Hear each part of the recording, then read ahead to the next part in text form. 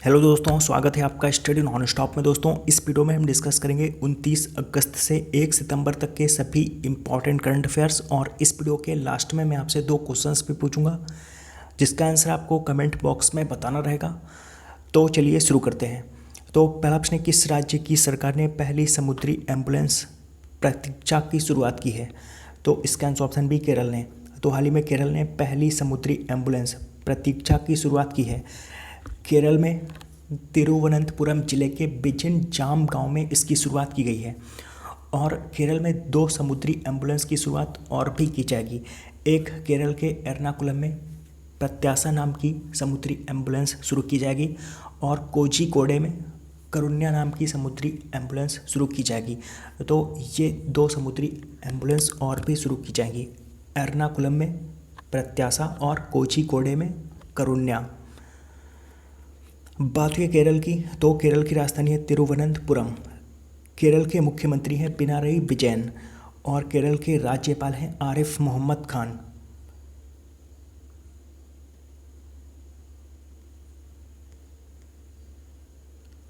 प्रश्न, किस देश के प्रधानमंत्री शिंजो आबे ने अपने पद से इस्तीफा दे दिया है? तो शिंजो आबे ये अभी तक जापान के प्रधानमंत्री थे, तो हाल ही में इन्होंने इस्तीफा दे दिया। स्वास्थ्य ठीक न होने के कारण इन्होंने इस्तीफा दे दिया है। और ये 26 दिसंबर 2012 से जापान के प्रधानमंत्री थे। तो ये जापान के इतिहास में सबसे लंबे समय तक प्रधानमंत्री रहने वाले व्यक्ति बन गए हैं। तो शिंजो आबे ये अभी तक जापान के प्रधानमंत्री थे, हाल ही में स्वास्थ्य ठीक न होने के कारण इन्होंने इस्तीफा दे दिया। बात हुई जापान की, तो जापान की राजधानी है टोक्यो। जापान की करेंसी है येन। अपने T20 क्रिकेट में 500 विकेट लेने वाले पहले गेंदबाज कौन बन गए हैं? तो इसका answer option D Dwayne Bravo. तो यह है ड्वेन ब्रावो, ये वेस्ट इंडीज़ के ऑलराउंडर हैं। तो वेस्ट इंडीज़ के ऑलराउंडर ड्वेन ब्रावो ये T20 क्रिकेट में 500 विकेट लेने वाले पहले गेंदबाज बन गए हैं। और इन्होंने CPL 2020 यानी कि कैरेबियन प्रीमियर लीग 2020 के एक मैच में ये उपलब्धि हासिल की है।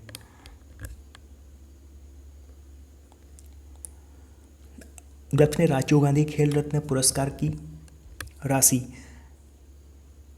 7.5 लाख से बढ़ाकर कितनी कर दी गई है? तो इसका आंसर ऑप्शन डी 25 लाख रुपए। तो हाल ही में राजीव गांधी खेल रत्न पुरस्कार की राशि जो कि पहले 7.5 लाख रुपए थी, इसको बढ़ाकर 25 लाख कर दिया गया है।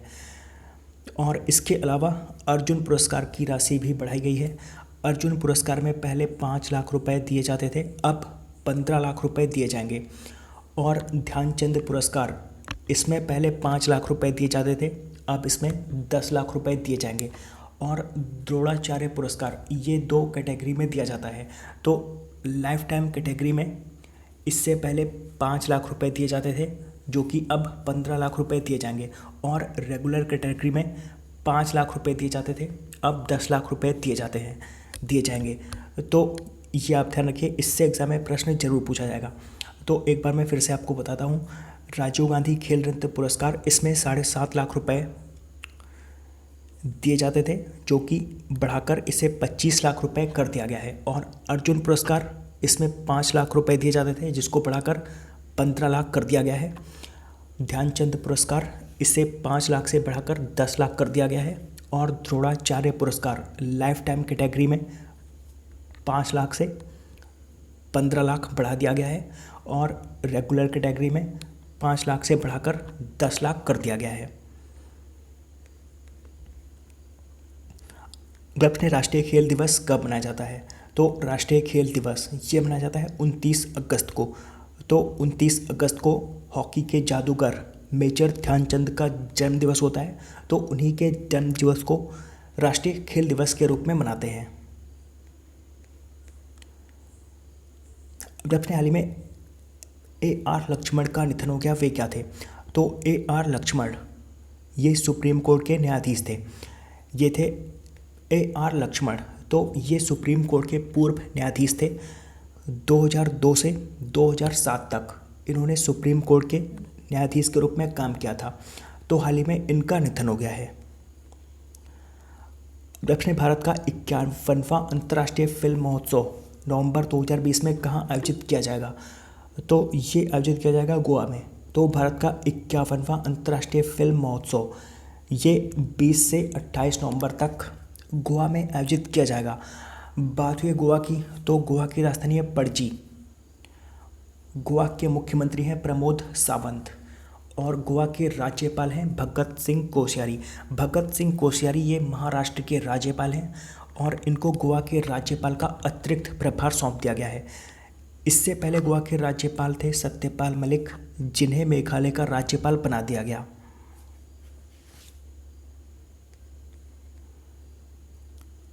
प्रश्न, NRI यूनिफाइड पोर्टल किस राज्य की सरकार द्वारा लॉन्च किया गया? तो इससे लॉन्च किया है उत्तर प्रदेश की सरकार ने। तो NRI यूनिफाइड पोर्टल इसे उत्तर प्रदेश की सरकार ने लॉन्च किया है। इस पोर्टल की मदद से प्रवासी भारतीय और NRI अपने मुद्दों को स्थानीय प्रशासन या राज्य सरकार के सहयोग से हल कर सकेंगे। तो NRI यूनिफाइड पोर्टल इसे उत्तर प्रदेश की सरकार ने लॉन्च किया है। बात करें उत्तर प्रदेश की, तो उत्तर प्रदेश की राजधानी है लखनऊ। उत्तर प्रदेश के मुख्यमंत्री हैं योगी आदित्यनाथ और उत्तर प्रदेश की राज्यपाल हैं आनंदीबेन पटेल, और आनंदीबेन पटेल ये मध्य प्रदेश की भी राज्यपाल हैं। प्रश्न, HDFC बैंक ने अपने ग्राहकों के डिजिटल अनुभवों को और बेहतर बनाने के लिए किसके साथ साझेदारी की है? तो इसका आंसर ऑप्शन सी एडोब के साथ। तो हाल ही में HDFC बैंक ने अपने ग्राहकों के डिजिटल अनुभवों को और बेहतर बनाने के लिए एडोब के साथ साझेदारी की है। बात करें HDFC बैंक की, तो HDFC बैंक इसमें HDFC की फुल फॉर्म होती है housing development finance corporation. HDFC bank की स्थापना हुई थी 1994 में और इसका मुख्यालय है मुंबई में, और इसके CEO हैं शशिधर जगदीशन, जो कि हाल ही में इसके CEO बने थे। तो इनका नाम आप याद रखिए। HDFC बैंक के CEO हैं शशिधर जगदीशन और इसकी टैगलाइन है we understand your word, we understand your word. प्रश्न, 2020 का इंटरनेशनल बुकर पुरस्कार किसने जीता? तो 2020 का इंटरनेशनल बुकर पुरस्कार ये जीता है मैरिके लुकास रिजनेवेल्ड ने। यह है मैरिके लुकास रिजनेवेल्ड और ये नीदरलैंड की हैं और इनकी उम्र है सिर्फ 29 साल। तो 29 साल की उम्र में ये पुरस्कार को जीतने वाली ये सबसे कम उम्र की लेखिका बन गई हैं। तो 2020 का इंटरनेशनल बुकर पुरस्कार ये जीता है मैरिका लुकास रिजनेवेल्ड ने और इनके उपन्यास द डिस्कम्फर्ट ऑफ इवनिंग के लिए इन्हें यह पुरस्कार मिला है। द डिस्कम्फर्ट ऑफ इवनिंग ये इनका उपन्यास है, इसी उपन्यास के लिए इनको ये पुरस्कार मिला है। प्रश्न, राष्ट्रीय शिक्षक पुरस्कार 2020 से किसे सम्मानित किया जाएगा? तो इसका आंसर ऑप्शन बी सुधा पैनुली को। यह है सुधा पैनुली। तो सुधा पैनुली इन्हें राष्ट्रीय शिक्षक पुरस्कार 2020 से सम्मानित किया जाएगा। प्रश्न, हाल ही में किसने टिकटॉक के CEO के पद से इस्तीफा दे दिया है? तो इसका answer option A Kevin mayor. तो केविन मेयर जो कि अमेरिका के हैं, ये अभी तक टिकटॉक के CEO थे, हाल ही में इन्होंने इस्तीफा दे दिया। बात करें टिकटॉक की, तो टिकटॉक ये चाइनीज़ कंपनी है। इसकी स्थापना 2012 में हुई थी और टिकटॉक की पेरेंट कंपनी है बाइट डांस। बाइट डांस इसकी पेरेंट कंपनी है। प्रश्न, राष्ट्रीय उर्दू भाषा विकास परिषद द्वारा विश्व उर्दू सम्मेलन का आयोजन कहाँ किया गया?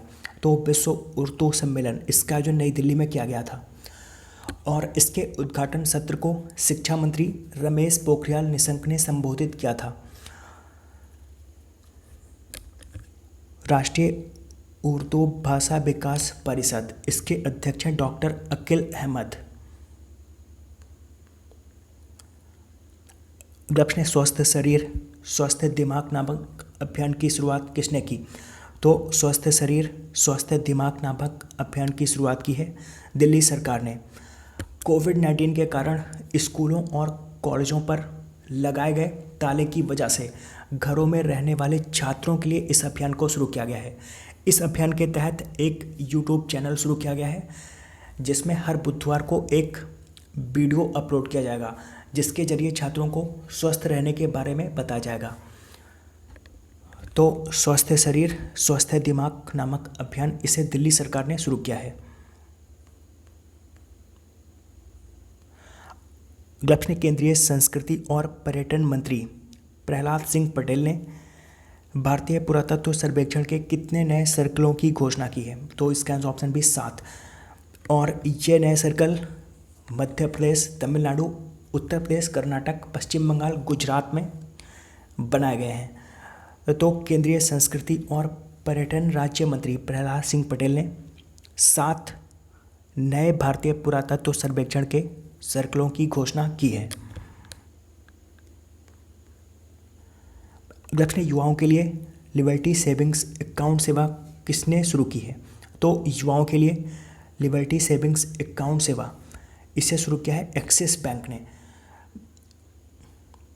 और इससे होगा क्या?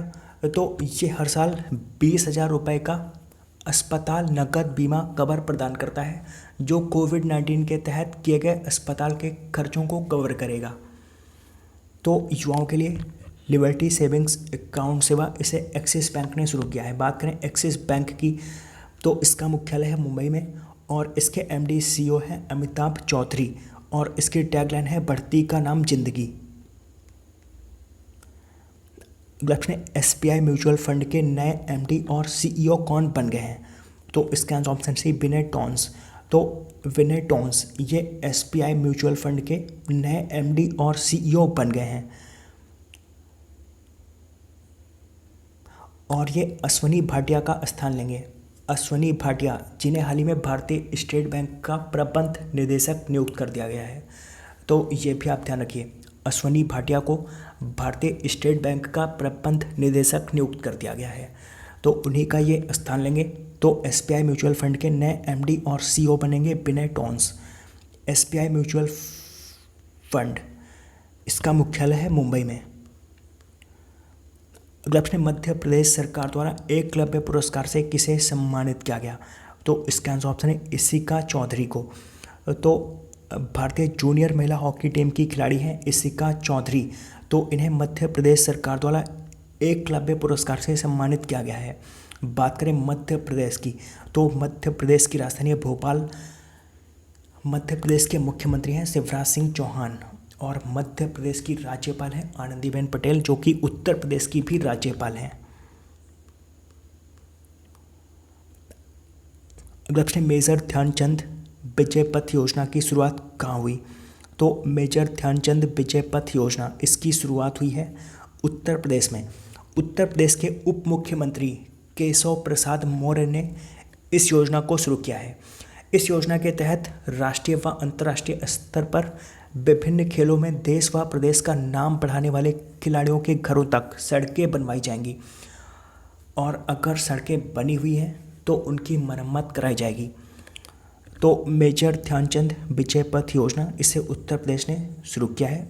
उत्तर प्रदेश के उप मुख्यमंत्री केशव प्रसाद मौर्य ने इस योजना की शुरुआत की है।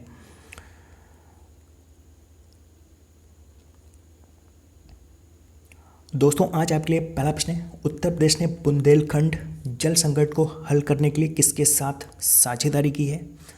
और आज आपके लिए दूसरा प्रश्न है, एक संकल्प बुजुर्गों के नाम अभियान किस राज्य में चलाया जा रहा है?